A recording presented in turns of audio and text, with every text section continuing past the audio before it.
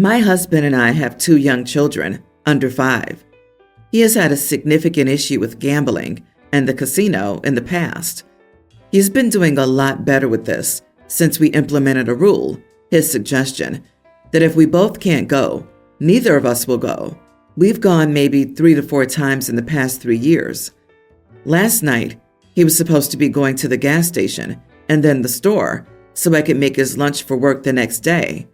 We live about 5 minutes from these places. It should have taken him 20 minutes tops. Around 40 minutes after he left, I tried calling him, and he didn't answer. I looked on Find Me and saw him heading toward the casino. The only money he had in cash was the money he was supposed to transfer between banks to pay his loan payment. I immediately tried calling him again, twice. He didn't answer, which is typical of him when he sneaks off to the casino. I texted him and told him we didn't have the money for this. We only had the loan money and the money for the week. He didn't answer. I tried calling him again, and he didn't answer again. At this point, I was mad. I told him, "You're a freaking idiot. If you spend that money, you will not make your loan payment." I texted him again and told him he's broken my trust and violated the rule he suggested. I told him if he didn't turn around, the kids and I would not be here when he got home. He never answered me, so I packed up the kids and went to my cousin's. He tried calling me once at 3 a.m., which I assume is when he got home. He had to be at work at 2 p.m. He tried calling me on break at 6, and I didn't answer, just sent him a picture of the kids and said, "We're fine, and I don't feel like speaking to you." My mom and dad have both told me that I was wrong to call him names and wrong to take the kids in the middle of the night, 10 p.m. I said I call it as I see it. Only an idiot would go spend money for a bill at the casino and just screw off the face of the earth while doing so. Am I the idiot? Not the idiot. Play stupid games and win stupid prizes. He's so fond of gambling, he bet on you not following through, and he lost. Good for you for calling it like it is. With his addiction, he's destroying your family. You're under no obligation to participate. Your family's current lack of support is shameful. Honey, listen. This idiot will mess up your entire financial future if permitted to run around without consequence. Go back to pack up, separate your funds, and stay gone until he admits that his gambling and actions are a problem he voluntarily commits to and regularly attends therapy and turns over control of the family finances to you. It's not my place to tell you what to do with your marriage, but your husband needs help beyond what you can give him. I have a gambling addiction in my family. My mother was like your husband, destroyed our family. My father died early after working years of 18-hour days trying to pay the debts. She kept going and bankrupted what was left. It absolutely destroys families. We had owned our own business. My mother died almost destitute. Mini update. He got off work about an hour ago, called me and asked if I was coming home yet. I said, "I don't know. I'm not ready to talk to you level-headedly, and I'm still very mad." He then told me, "Stay gone until you figure your crap out then. If you want to leave, stay gone."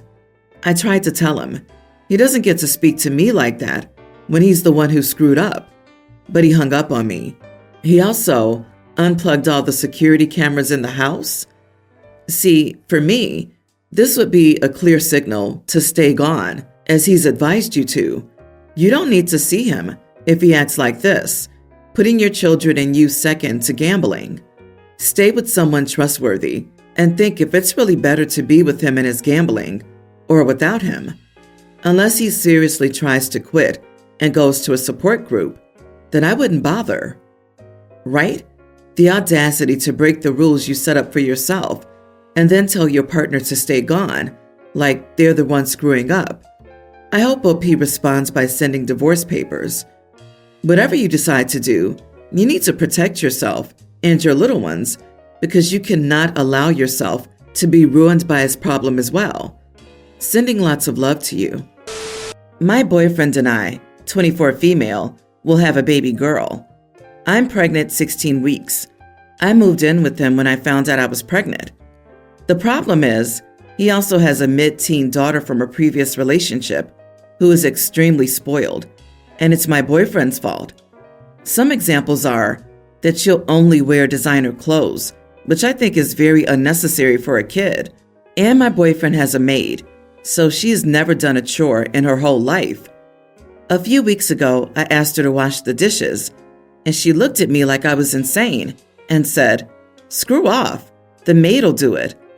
She is exactly how I don't want my child to be. So a few days ago, my boyfriend and I were talking about the baby, and he was talking about his plans for when the baby is born and how much he's going to spoil her. I told him that it's better if he let me do all the parenting. He asked why, and I gently explained to him that he had already raised a child, and I didn't want my child to end up like her, so it was better if he just left this parenting to me. He got mad and called me an idiot and asked me if I had a problem with his daughter.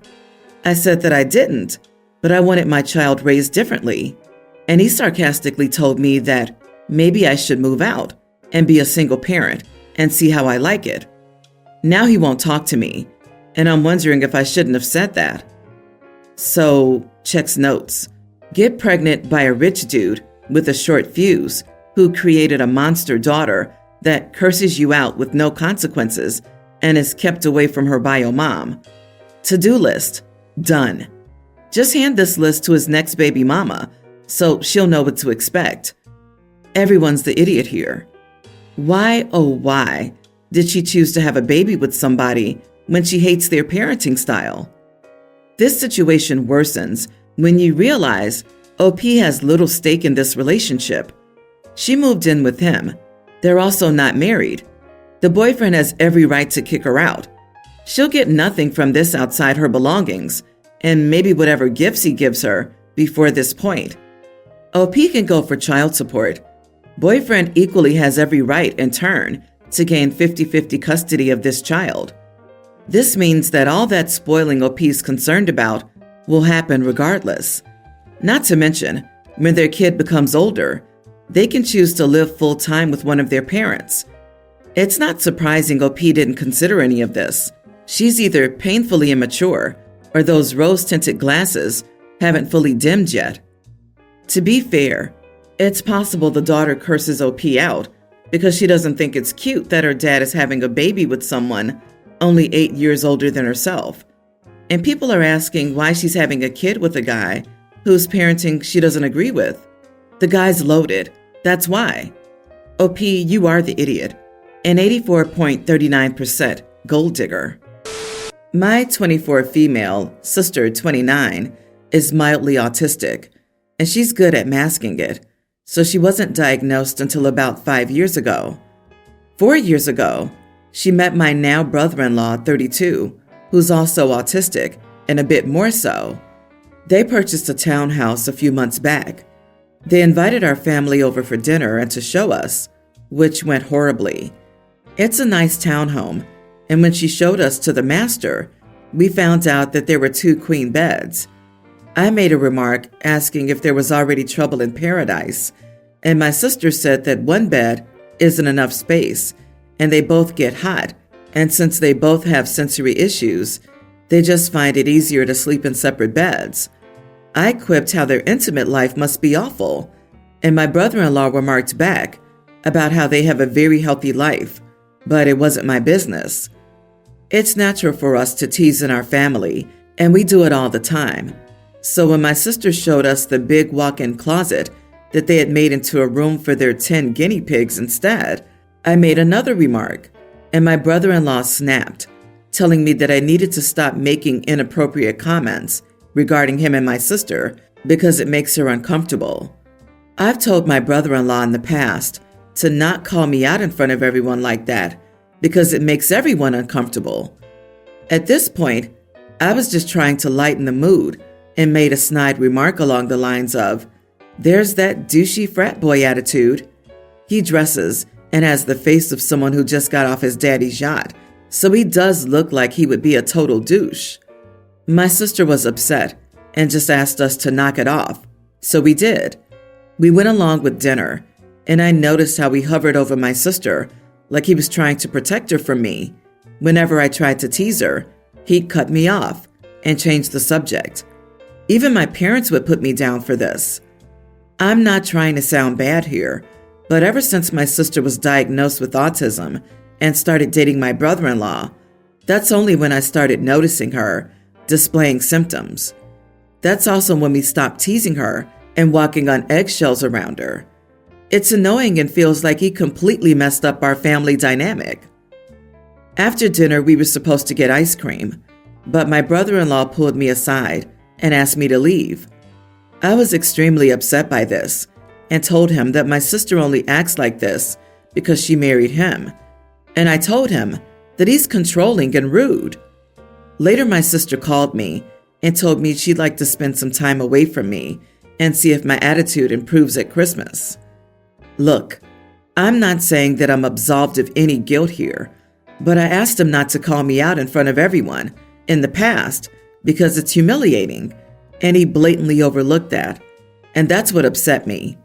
I was just trying to have a normal night with my sister, and he kept butting in and ruining it. Am I the idiot here? So let's make sure we all understand.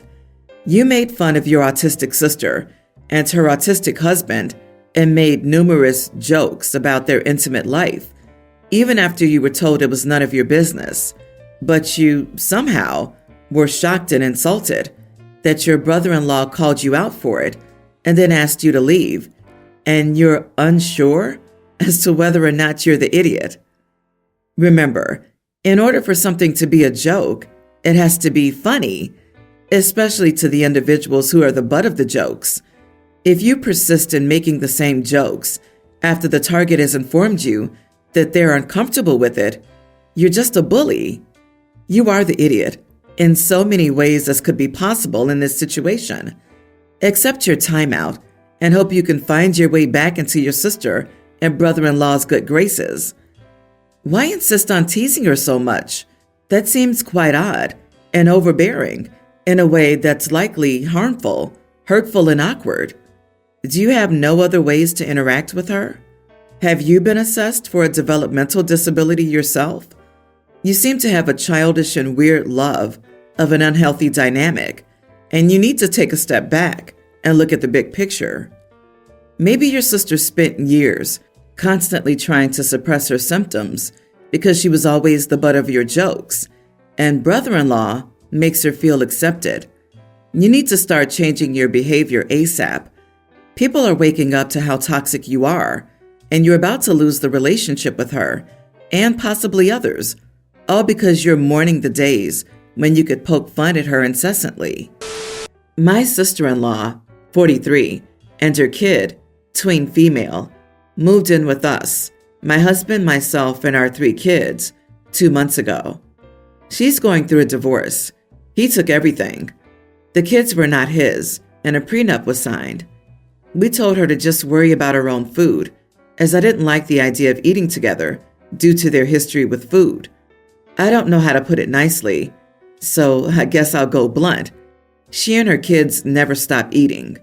They both have severe health issues, as both of them combined are over 600 pounds and live a very fat-positive life. Now, it's none of my business, but when it comes to the kids, it's screwed up. I don't care what anyone says. When a tween is pushing 220 pounds and has a doctor breathing down your neck, it's time for a change versus pushing body positivity. The kid is a great girl, but just by herself, she could easily eat enough to feed 4 grown men who haven't eaten all day. So that was my stipulation. They buy their own food and cook everything separately. I even cleaned out our entire pantry to give them their own food space. Well, my kids and I needed a break and took off for a week to a resort. My husband didn't want to go. He didn't want to leave them in our home unattended, but encouraged us to get out of there because we were pretty fed up with the company.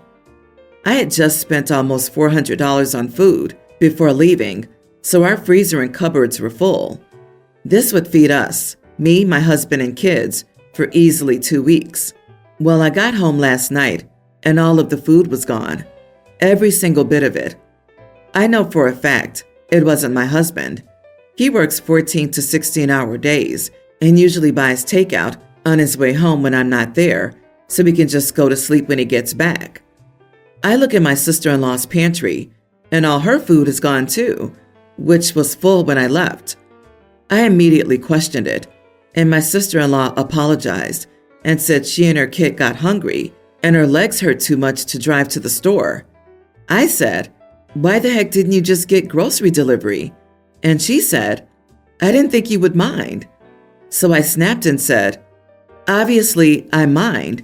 You and your kid just ate well over $800 worth of food in a darn week, $400 of it being mine, which you will reimburse me for.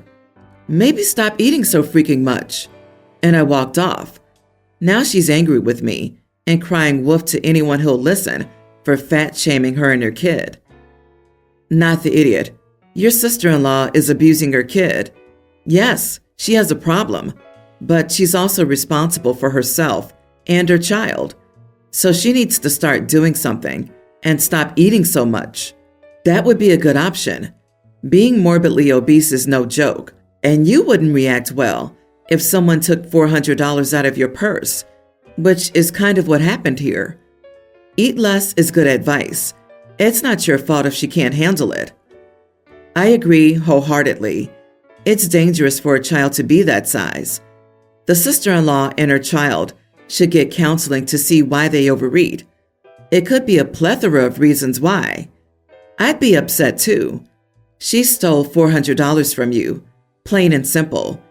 And yeah, $400 would be a monthly budget per person, not weekly. Groceries are so expensive. But how did your husband, her brother, not notice that they cleaned out your cabinets, fridge, and freezer for an entire week? He didn't see the containers in the trash when he threw out his takeout containers? He never went into the fridge to get a beverage once during the week? I'm sure he did, and he just waited for his wife to get back so she could deal with it. If her legs hurt so bad from eating so much that she can't get more food, that's her sign. She needed to hear that. She's a grown woman. She should have at least been able to replace it, or apologize, or offer to reimburse you when you got back. That's not fat shaming. That's calling her out for stealing. I, female 23, have a tween half-sister, Bella, and a young teen stepsister, Maya. Maya and I don't have a sisterly relationship, and I never really liked her. Even when she was a toddler, she was the kind of kid who would cry and yell until she got what she wanted. Basically, she's the reason I want to be child-free. Bella, on the other hand, is the sweetest kid. So a few days ago, my mom asked me to bring Maya home from her guitar class. I was busy with work and I forgot, so I was about half an hour late. Yesterday, my mom asked me to bring Bella home from her painting class. I was on time and brought her home safely. When my parents came home, I decided to do a prank and told Bella to hide so I could tell them I forgot to bring her home. When I told them so, my stepdad was horrified and ran toward the door to go get her, while my mom stood there calmly and told him to relax because there was no way I could forget Bella and that she knew I was lying. Bella was very disappointed and asked me how she learned it was a prank. I told her the truth and said that Mom knew how much I loved her and there was no way I would ever forget her. Maya, who was listening to our conversation, I had no idea she was listening, called me a witch. I told her thanks for reminding me why I don't love you as much, and she ran to our parents to tell them what I said, and now they think I'm an idiot. You are the idiot. They're kids, both of them. Their brains aren't developed, and what you said to Maya probably really affected her. It was cruel. You're an adult and should know better. No wonder you don't have a sisterly relationship. Have you even bothered trying to get to know your stepsister? Or do you just treat her like she's less than all the time? To add to that, if Maya is ever in a situation where her parents can't help her, she won't dare to ask her older sister. It doesn't matter if she is your blood sibling or not. What does matter is the fact that you chose cruelty. You've gone so far that you likely can't redeem yourself in this child's eyes. Other people in your family can see your meanness as well. And OP treated her like that because she had the audacity to cry when she was a baby. And remember, she was a stepchild toddler too, in a house with a new half-sister to boot. So coming into a new home, presumably from a broken one, to immediately be replaced as the baby by a newer, better sister, no wonder she was acting out. OP, how, at your big age of 23, are you saying that to a young teen without feeling any remorse? Hard to tell who the child is here. You have to know how much more this sort of thing hurts younger kids. You told a probably insecure, hormonal, and already upset teenage girl who likely looks up to you that you love her less than her sister that you share common blood with. You just created years of therapy for that kid. At your age,